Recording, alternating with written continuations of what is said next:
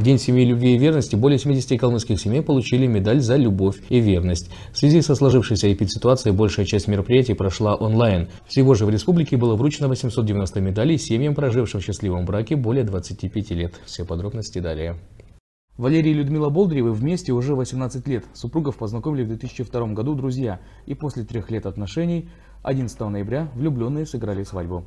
Сегодня у Валерия и Людмилы 3 детей. Глава семьи уже 5 лет работает вахтовым методом в Якутии. Людмила в Министерстве по земельным и имущественным отношениям. Она рассказывает, из-за пандемии вместе с детьми ждали папу дольше обычного. Средняя Валя скучает больше всех. Поэтому, когда Валерий приезжает, они собираются все вместе отметить приезд главы семьи. Ну не так-то уж и сложно, привыкнуть можно. Поначалу, конечно, трудно было тоже вдали от семьи, разлука, месяц, выдержать можно. Не знаю, мне нравится там работать. Все свое свободное время Людмила посвящает детям. Артем занимается танцами в государственном детском ансамбле танца «Тюльпанчик». За 8 лет он стал чемпионом России по народным танцам. Посетил Марокко и Финляндию. Валентина тоже вместе с Артемом танцует в «Тюльпанчике». Младший Олег ходит в секцию борьбы.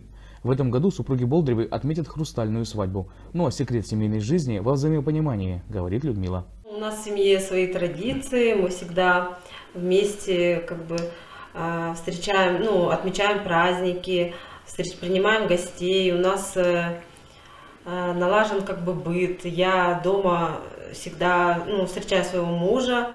Традиционно в этот день Министерство социального развития, труда и занятости чествует семьи, которые прожили в совместном браке более 25 лет.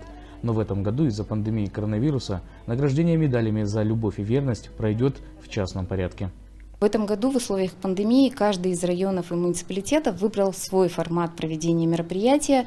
В городе Элисте непосредственно будут развозить и вручать на дому.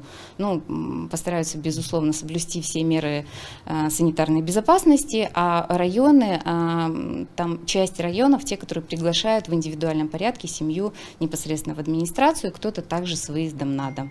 То есть в этом году, безусловно, проведение всех мероприятий проходит в особом режиме, с соблюдением всех мер безопасности. Несмотря на то, что праздник современной России отмечается с 2008 года, его истоки идут из 90-х годов. Тогда в городе Муром Владимирской области, на родине князя Петра и княгини Февронии, впервые возникла идея отмечать такой праздник.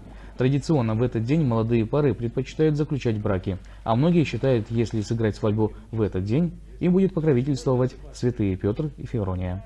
Чингис Тихонов, Владислав Бадмараев, Анатолий Коженбаев. Информационная программа «День Республики».